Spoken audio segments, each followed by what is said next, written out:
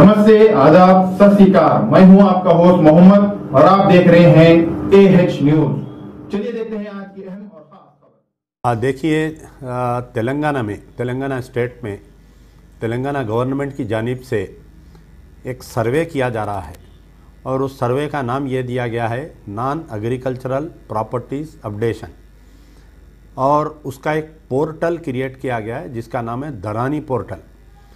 तो इसका मकसद ये है कि जिसके पास भी नॉन एग्रीकल्चरल लैंड है उसका पूरा डाटा क्रिएट करने का एक बहाना बनाया जा रहा है। जो भी प्रॉपर्टीज़ ख़रीदते हैं या प्रॉपर्टीज़ बेचते हैं तो उसका पूरा डाटा जो है रजिस्ट्री डिपार्टमेंट का रजिस्ट्रेशन डिपार्टमेंट में रहता है। आप जो टैक्स देते हैं उसका बलदिया में उसका डाटा रहता है। लैंड सर्वे एक रिकॉर्ड्स जो रहता है उसके अंदर पूरा डाटा रहता है। जब आप लाइट का मीटर लेते हैं तो इलेक्ट्रिसिटी डिपार्टमेंट में उसका डाटा रहता है। आप उस मकान पे अगर पानी का कनेक्शन लेते हैं, वाटर कनेक्शन, तो हैदराबाद मेट्रोपॉलिटन वाटर बोर्ड के पास आपका पूरा डाटा रहता है। तो ये तमाम यानी हर वो डाटा रहता है जो प्रॉपर्टी का होल्डर है, उसका जो है जितने भी रजिस्टर्ड प्रॉपर्टीज़ है इनको पूरों को आधार कार्ड से लिंक किया गया है। आधार कार्ड में उसका डाटा रहता है। लेकिन हालिया असेंबली में अचानक से चीफ मिनिस्टर साहब ने एक ऐलान करते हुए ये कहा कि नॉन एग्रीकल्चरल प्रॉपर्टीज़ अपडेशन करने वाले हैं हम, सारा रिकॉर्ड एक जगह पर करेंगे। तो कई लोगों की नज़र से इसका नहीं गुजरा, लेकिन 1 अक्टूबर के दिन मेरा इत्तेफाक हुआ था एक बल्दिया दफ्तर को जाने का। जब मैं गया तो वहाँ पर एक फॉर्म, ये जो नॉन एग्रीकल्चर प्रॉपर्टीज अपडेशन का ये फॉर्म मेरे हाथ को लगा। इस फॉर्म में जो है टोटल 10 स्टेप्स है, यानी 10 कॉलम दिए गए हैं। आपके घर पे बलदिया की तरफ से लोग आएंगे। बलदिया में इतना स्टाफ नहीं है तो टीचर्स, गवर्नमेंट टीचर्स को, रेवेन्यू डिपार्टमेंट के स्टाफ को एनरोल किया गया है। आपके हर मकान पर आकर किसके नाम पे मकान है, प्रेजेंट ऑक्यूपायर कौन है, ये तमाम तफसीलात लेने की कोशिश की जा रही है।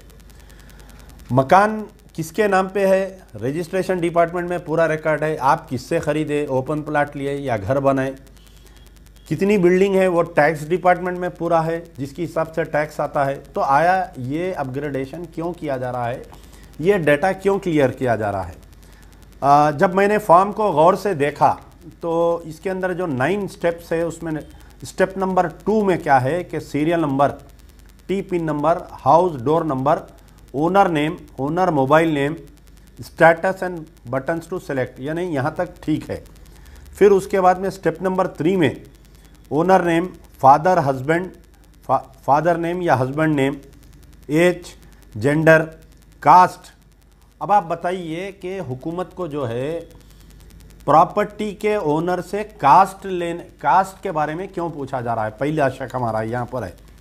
फिर उसके बाद में यह है कि स्टेप नंबर 4 एक है, स्टेप नंबर 5, 6, 7, 8, 9, यहाँ पर एक 9 स्टेप नंबर में यह है कि प्रॉपर्टी ओनर्स के family members and their details. तो अब यहाँ पर यह बात हमको शक हो रही है कि आया तेलंगाना सरकार जो है कहीं चोर दरवाजे से NPR, CAA, NPR का अपग्रेडेशन तो नहीं कर रहे हैं।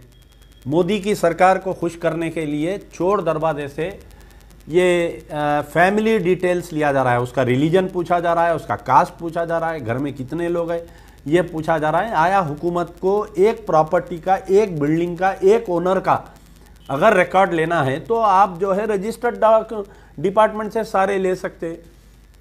अगर कोई गवर्नमेंट लैंड पे कब्जे में है, जो अगर आपका लैंड अक्वायर कर लिया है, आप उसको रेगुलराइजेशन कर रहे हैं, रेगुलराइजेशन के LRS के ज़रिए आप उसका रिकॉर्ड ले सकते।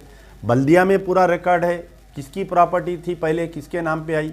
लेकिन ये नॉन एग्रीकल्चरल प्रॉपर्टीज अपडेशन के नाम पर फैमिली डिटेल्स क्यों लिए जा रहे हैं। क्या हम तेलंगाना के मुसलमान वो KCR साहब पर हम भरोसा कर सकते हैं जो शुरू दिन से बीजेपी का साथ देते आए हैं।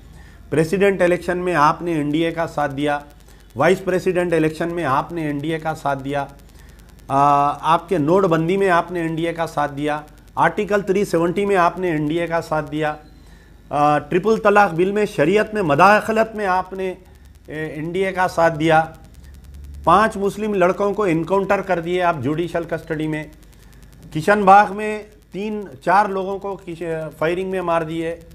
ये तमाम साबिका रिकॉर्ड जो केसीआर की बीजेपी की दोस्ती का है, हम क्या भरोसा कर सकते हैं। मैंने 1 अक्टूबर को ये आने के बाद में तेलंगाना के तमाम उलमा मशाइखीन को ये फॉर्म व्हाट्सअप किया कि आप लोग इसके ऊपर कोई राय दीजिए। लेकिन अफसोस की बात है, 1 या 2-3 जने छोड़कर अखबार सियासत 2 अक्टूबर के दिन बड़ी तफसील से एक रिकॉर्ड डाला है, जो अखबार सियासत का भी आर्टिकल आया, तफसील से इसके अंदर आया।